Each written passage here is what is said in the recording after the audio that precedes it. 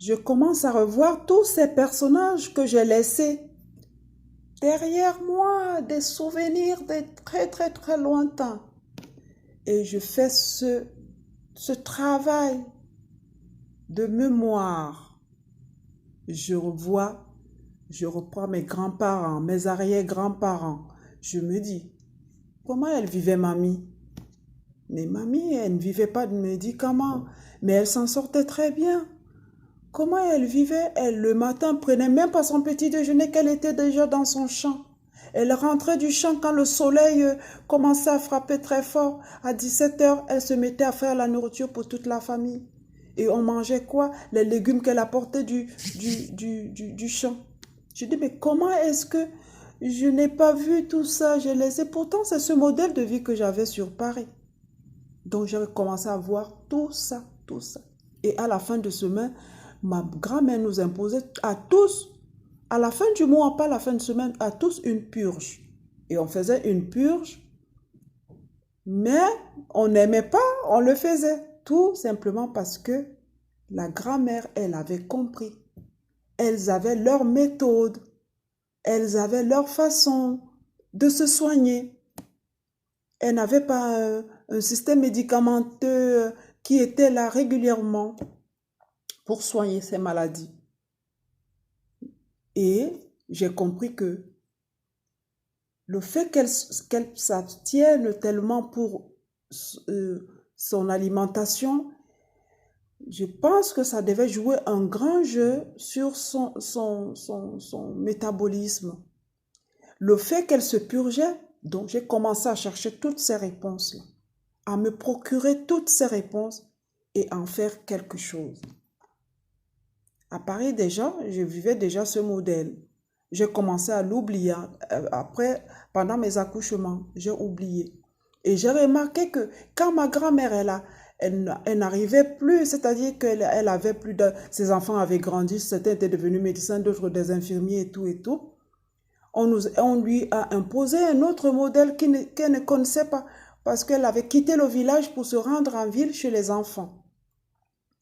Et elle commençait à prendre des médicaments. Elle avait des douleurs, le rhumatisme qui s'installait. Et je me disais, mais là, je commence à voir autre chose. Et après, on avait toutes les semaines, chaque fin de semaine, on avait un traitement à base, un traitement pour le paludisme qu'on nous donnait pour faire la prévention. On nous apportait soit des flavoquines, soit de la nivaquine. Et c'est vrai que ça nous a aidé, ça nous a permis à pas avoir le paludisme comme certains en souffraient. Et la grand-mère, elle vivait dans ce modèle. Et ça va anticiper son vieillissement. Et tout cet engrenage-là, elle était dedans. Et voilà, c'est là où on commence à voir, elle a commencé à voir certains troubles. Alors, j'ai essayé de faire le parallèle avec tout ça. J'ai regardé la vie que je menais à Paris, qui était d'ailleurs très saine, et j'ai commencé à voir ma sédentarité. Pendant ce moment où les maladies ont commencé à se faire connaître.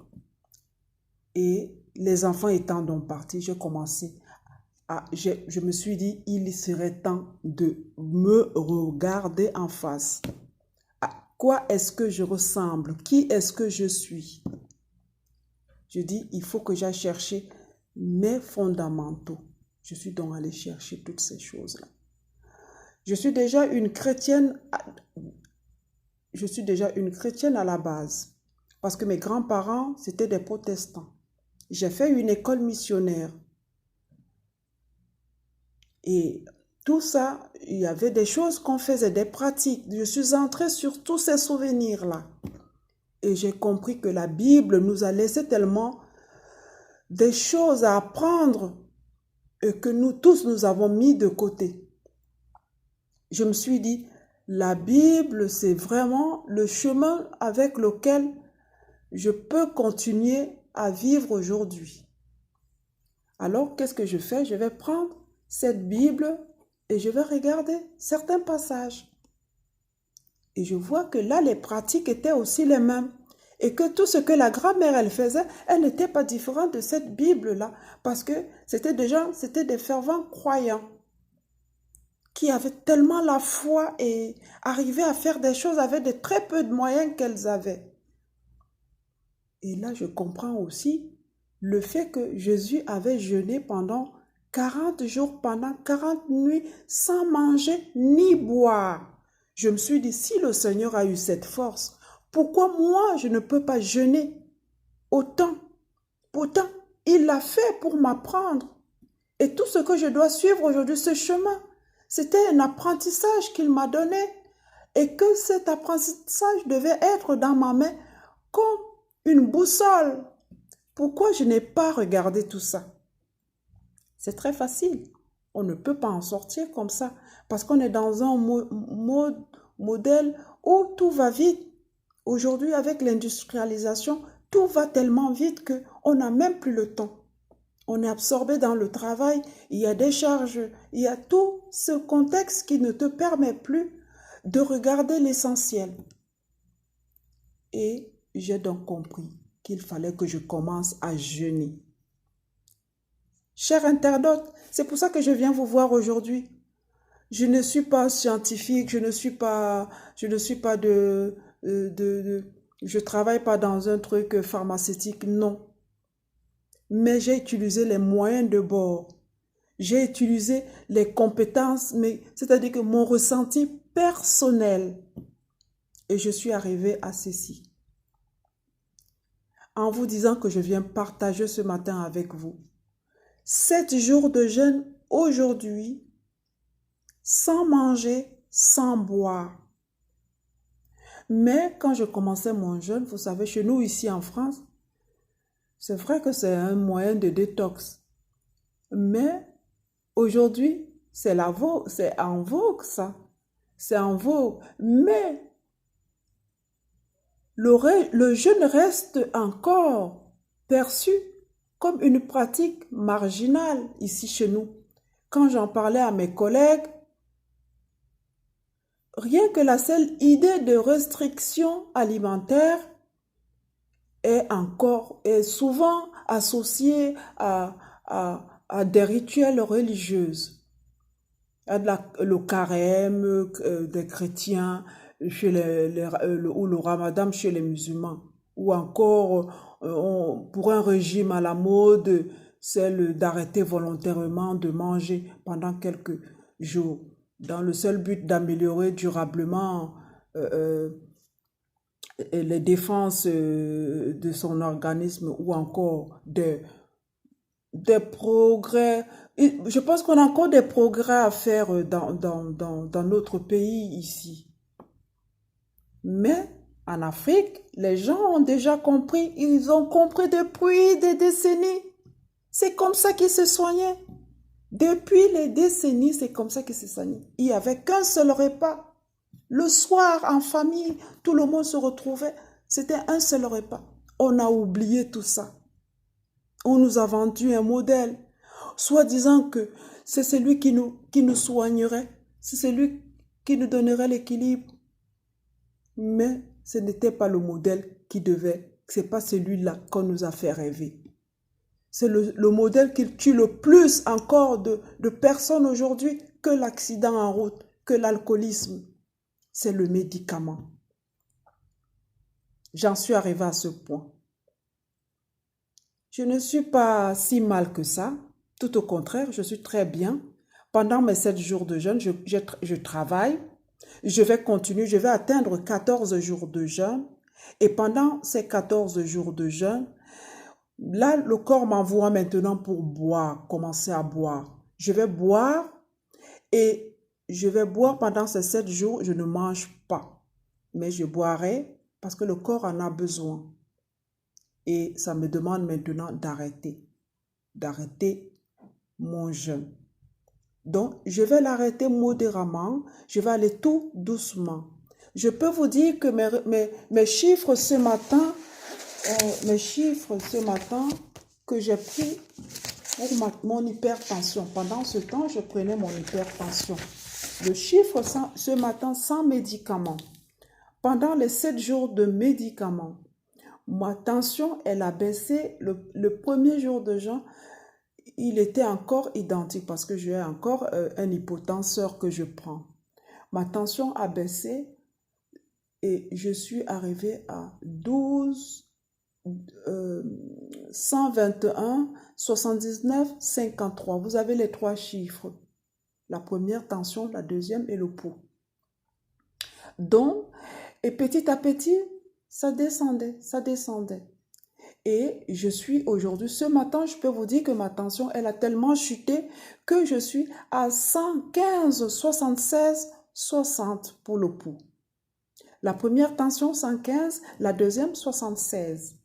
Vous voyez, une chute que je ne peux même pas avoir avec le médicament en prenant l'hypotenseur.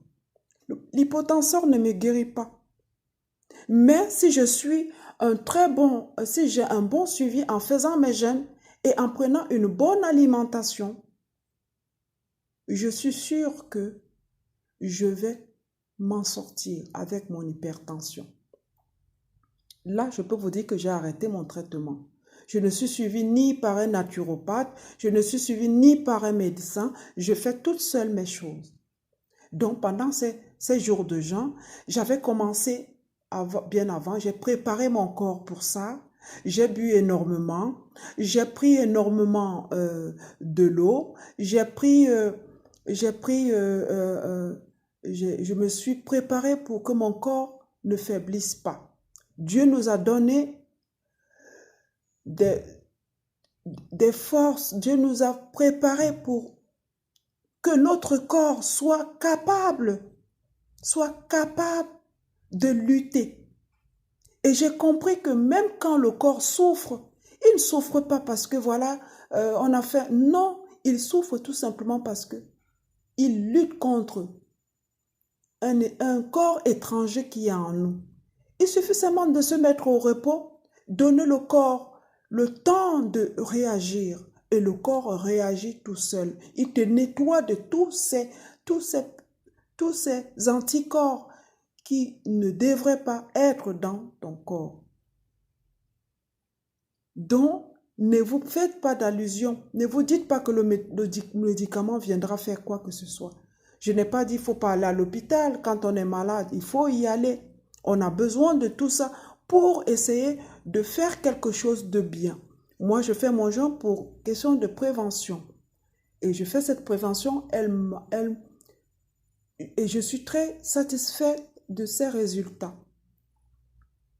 Alors, pendant mes 7 jours de jeûne, je ne mangeais pas, je ne buvais pas. Mais chaque matin, j'allais aux toilettes. Chaque soir, j'allais faire pipi. J'avais toujours envie de faire pipi, mais l'envie de faire la selle ne vient plus. Je n'ai pas faim, je n'ai pas soif. Mais je sens que mon corps faiblit, je faiblis.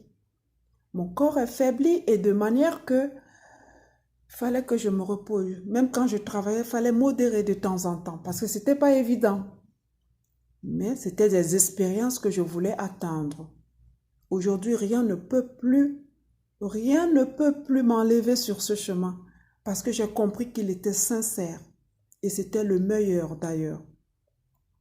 Je viens de changer un 3e médicament. J'ai rencontré un cardiologue. Chacun m'a toujours dit, ouais, il faut prendre les médicaments parce que votre tension, vous savez, vous ne pouvez pas. Vous connaissez comment ça se passe. Je comprends. Ils font leur job. Ils nous mènent dans un terrain où il faut que nous aussi, qu'on adhère parce que voilà, c'est leur gagne-pain, mais à nous de faire la part des choses. À nous de faire la part des choses.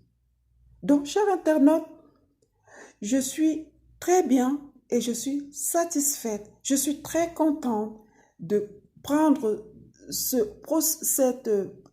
de faire cette expérience et que ce matin, je partage avec vous. Mon jeûne continue. Maintenant, j'ai remarqué que mon urine n'est pas encore au top, n'est pas encore claire comme je voudrais. C'est pour ça que je vais continuer les 7 jours qui restent, mais cette fois-ci, je boirai de l'eau de temps en temps pour essayer de filtrer encore le déchet qui reste en moi. C'est la meilleure manière de se désintoxiquer. je me désintoxique. Cher internaute, ce n'est pas du blabla, mais c'est du vécu. Je l'ai vécu, moi, je suis en train de le vivre. Et je pense que n'importe qui peut le faire. Il faut avoir la foi en ce qu'on fait. Moi, j'ai eu cette foi-là, la force et le courage d'y arriver. Et la preuve, je suis devant vous ce matin. Je vais me préparer pour aller travailler. Je travaille d'après-midi aujourd'hui.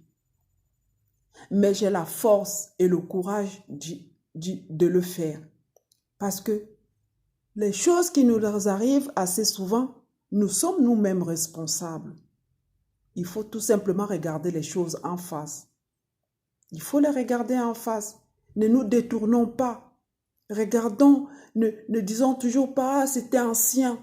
Non, il faut continuer.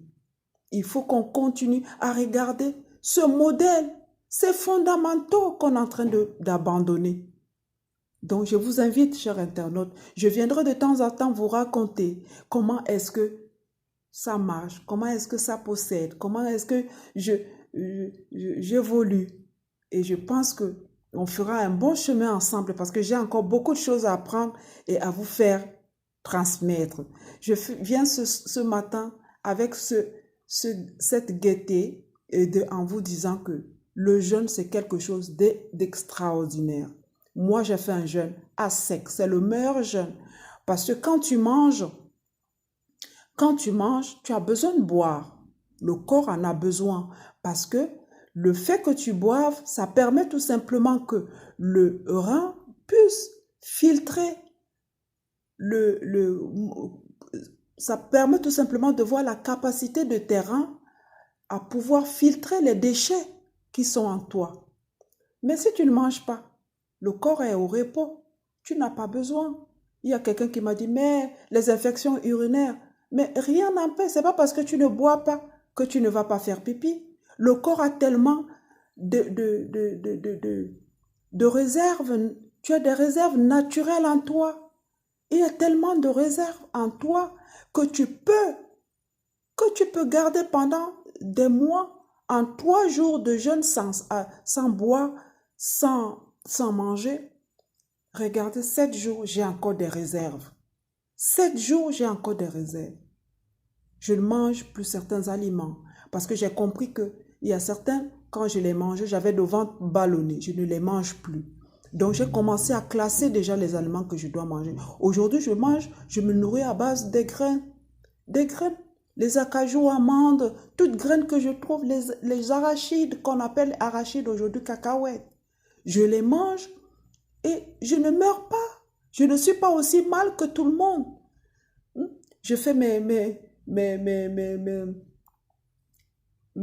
jus de légumes, les jus de fruits pour avoir les sels minéraux. Je n'ai pas besoin de viande pour vivre. Je peux équilibrer ces choses-là. Je ne mange plus du sel dans mes aliments. J'enlève tout ça. Je voudrais vivre de manière équilibrée pour que cette hypertension qui gêne ma personne parte. Donc, finisse, disparaisse. Alors, vous pensez que il y a une différence entre toi qui manges un morceau de viande? Jadis, nos grands-parents ne mangeaient pas de la viande. Il n'y a pas longtemps, on nous a fait croire que la viande, c'était quelque chose d'extraordinaire.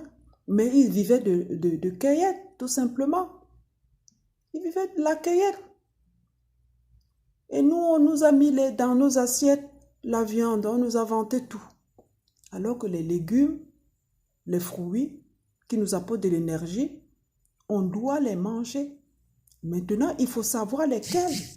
Il faut chercher les cultivateurs de ta région. Tu vas t'approvisionner là-bas tous les jours. C'est là où on trouve de la bonne qualité. Ou alors, le marché bio. Le marché bio, il faut faire attention. Il y a bio et bio. C'est ça. Ça ne coûte pas aussi cher que ça. Il y a un modèle. Il faut le suivre. Donc, pendant les 7 jours, j'ai vu cette expérience-là. Je me suis dit, je ne me porte pas aussi mal que ça.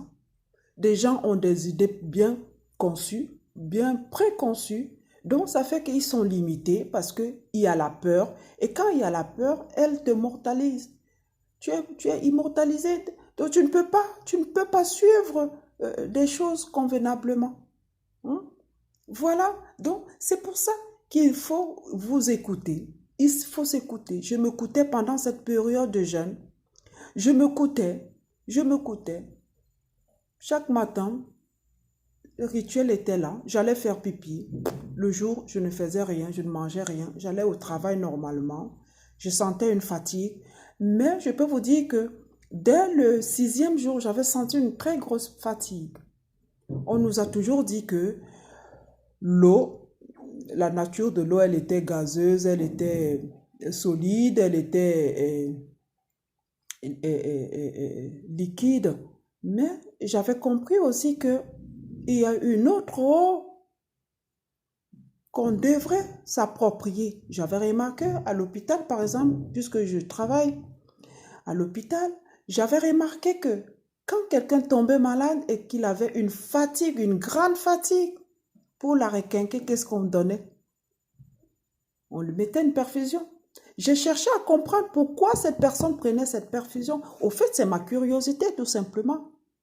Et j'ai commencé à trouver que l'eau de la perfusion, au fait, c'était la 4e fonction de l'eau que nous, on ne connaît pas.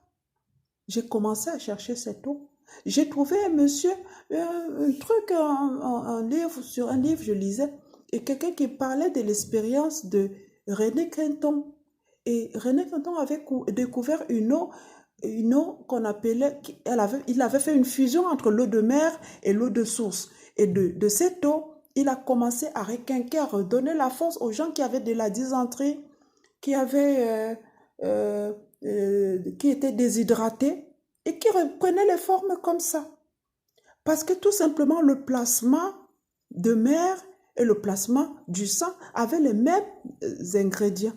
Pour ça, il a réussi quelque chose. Alors, quand le 6e jour est arrivé, j'ai compris que je ne pouvais pas travailler. 5e, 6e, j'avais une très grosse fatigue. Je suis allée à la pharmacie, je me suis acheté cette eau-là, l'eau isotonique. J'ai acheté l'eau isotonique. C'était des ampoules, c'est dans des ampoules. J'en ai bu 2 le matin. J'en ai bu une ampoule le matin, une le soir. Le 6e jour aussi, une le matin, une le soir. Ça me requinquait. Ça m'a redonné une autre fois. Je n'ai pas ressenti cette fatigue-là. Je sais pas. Mais le 7e jour, j'avais envie de boire. J'avais une envie de boire. J'ai résisté jusqu'à minuit, 1h. Je suis allée boire. J'ai dit là, même le cœur, je sentais mon cœur, il y avait une douleur qui me venait. J'ai dit non, je pense qu'il est temps que je fasse quelque chose. Je ne mange pas, mais je vais boire puisque c'est la soif qui me vient. Le Seigneur nous dit, le Seigneur nous a nourris de la nourriture spirituelle. Et il nous a dit que l'eau était la source de vie. Vous croyez ces paroles sont hasard? Non. Il les a dit. Parce qu'il nous a donné quelque chose à la main. Et cette chose-là, nous devons nous l'acquérir. Approprions-nous de ça. Donc, quand tu manges, tu peux boire. Parce que l'eau permet de nettoyer, de permettre le transit de ton organisme, de sortir de tous ces déchets, de tout ce que tu as mangé. Et vous voyez, le métabolisme est tellement très lent parce que nous-mêmes, on ne respecte pas souvent les aliments qu'on doit, on ne respecte pas le temps de manger. Parfois, on mange très vite parce qu'on n'a pas le temps. Parfois, on mange plusieurs fois dans la journée. Et vous savez, quand la digestion commence, il faut attendre un repas, tu manges le soir, il faut attendre au moins 10 heures, le temps qu'il soit vraiment digéré. Pendant ce temps, tu as encore mangé peut-être un yaourt, tu as peut-être mangé une pomme, l'autre digestion va s'arrêter. La première, elle va s'arrêter le temps que la deuxième, elle commence, tu manges encore. On n'a jamais fini. Et on mange tellement. 4 repas par jour. Vous croyez que le corps a besoin de tout ça? Il faut en sortir de ces idées préconçues qu'on nous a mis dans la tête. Ça nous tue l'organisme.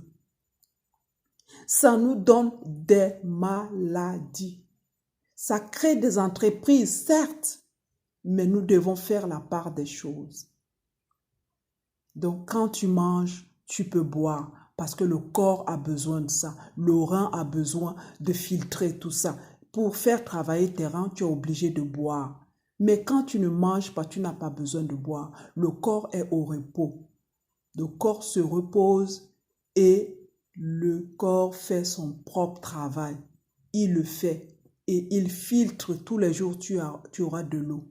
Donc l'eau de Quintin que j'étais en train de vous expliquer m'a permis de me requinquer pendant quelques jours. Mais cette eau-là, c'est celle qui est dans les organes. C'est celle que la cellule, 99% de l'eau vient, que la cellule baigne dans de l'eau. Mais ce n'est pas l'eau que tu bois. L'eau que tu bois, tu vas la boire, après tu vas aller faire pipi. C'est tout. Elle te nettoie le corps et après, pour ta température, régulation, pour réguler ta température. Le reste, l'eau ne fait rien d'autre. C'est la base même de la médecine. Ça veut dire que quand ta cellule est déshydratée, tu tombes malade. Ça veut dire que quand ta cellule est déshydratée, tu tombes malade. Pour que tu ne tombes pas malade, il faut jeûner. Et après, boire l'eau isothermique.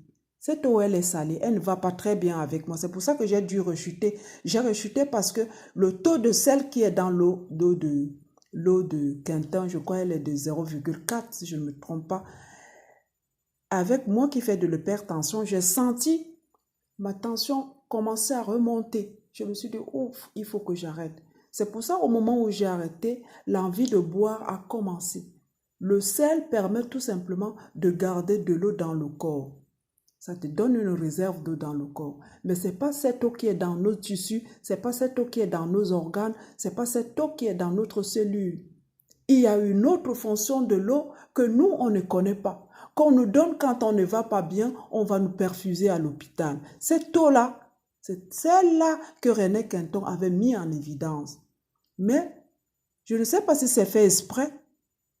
Si je comprends tout simplement qu'il va falloir qu'on fasse beaucoup de recherches parce qu'il y a beaucoup de choses, beaucoup de non-dits. Donc, j'en suis fière aujourd'hui. Je fais cette vidéo. Je reviendrai vous parler très prochainement parce que je sais que j'ai des choses à vous dire. Je suis en train de faire plein d'expériences sur ma propre personne. Ce n'est pas que je suis allée chercher ailleurs, mais sur ma propre personne, pour mes petites connaissances que j'ai, je suis en train de les développer avec vous. Et si ça peut aider certains, il va falloir que les gens prennent conscience. Parce que la mortalité aujourd'hui sur les maladies cardiovasculaires, vous en savez. Vous en savez. Autour de vous, les familles, au moins une personne déjà en souffre ou est décédée suite à ça. Vous devriez prendre conscience. Parce qu'il y a des choses qui nous sont trop dites. Et qu'on ne nous montre pas assez. Comme on dit, on ne nous dit pas tout. À vous d'aller chercher. Moi aussi, j'ai cherché et là, je suis en train de vous parler ce matin. Je reviendrai de temps en temps. Quand il y aura du nouveau, je vous dirai l'évolution, comment ça se passe. Mais je suis très contente. Voilà. Les gens qui disaient, par exemple, tu auras une maladie, une infection urinaire. L'infection urinaire ne vient pas comme ça. L'infection urinaire ne vient pas comme ça. L'infection urinaire vient quand tu manges et que tu ne bois pas. C'est là où l'infection urinaire vient. Parce que les déchets viennent s'accumuler. Tu ne fais pas pipi, tu es là. Tu ne vas pas uriner. L'infection urinaire ne vient pas comme ça. Ça vient aussi peut-être tu attrapes quelque chose dans les toilettes qui ne sont pas très propres. Ça ne vient pas que parce que tu n'as pas bu. Voilà. C'est quand tu manges. Quand tu manges parce que la vessie ne fait plus, les reins ne jouent plus leur rôle. C'est pour ça. Et ça tasse des microbes. Alors que quand tu ne manges pas, tu as des ressources. Hein? Quand le foie a fini de travailler, les muscles ont fini de travailler, qu'est-ce qui se passe? Les organes commencent à te donner toute la graisse que tu avais. Le processus est tellement bien fait que l'organisme peut réagir tout seul. Il n'a même pas besoin de qui que ce soit. Il faut seulement bien faire attention à tout ce qu'on met dans la bouche. Même dans la Bible, c'est dit. Tout ce qui entre dans la bouche de l'homme, c'est ça qui tue l'homme. La bouche de l'homme. L'animal se tue par sa patte, mais l'homme, c'est dans sa bouche. Tout ce qui sort de ça et qui entre là doit être sain et pur. Pourquoi on ne met pas les écrits en avant? Reprenons cette Bible. Les gens l'ont transformée à leurs besoins, mais il y a une ancienne Bible que chacun doit écouter et bien comprendre les écrits. Ça ne ment pas. C'est vrai. Donc, je suis très contente. Je vous quitte, chers internautes, et je vous dis à très bientôt. J'espère que ma vidéo vous aura plu et qu'on aura encore des choses à se dire. La prochaine fois, mon truc sera, tout ce que je vous dirai serait un peu structuré. Aujourd'hui, j'ai parlé de tout et de rien. Parce que voilà, je suis très enchantée sur tout ce que je voulais vous faire partager. Ça vient de partout et rien n'est structuré. Donc, je vous dis de tout et de rien. La prochaine fois, ça sera bien structuré. On parlera des choses. C'est ma première vidéo. C'est la toute première vidéo que je fais avec vous parce que je suis tellement fière de ce que je viens de vivre et ce que je suis en train de vivre. Donc, je continue mon jeûne, je le finis bientôt et à la fin de mon jeûne, je viendrai maintenant vous donner tous les résumés. Voilà, je voulais seulement vous donner un avant-goût et pour vous dire que voilà, je vous invite dorénavant, vous allez suivre et on va travailler ensemble. J'aurai beaucoup de choses à vous dire parce que j'apprends aussi. Chaque fois que j'apprendrai quelque chose, je viendrai vous transmettre. Ok? Allez, je vous dis à très bientôt. Bisous, bisous. À très bientôt. Ciao, ciao, ciao.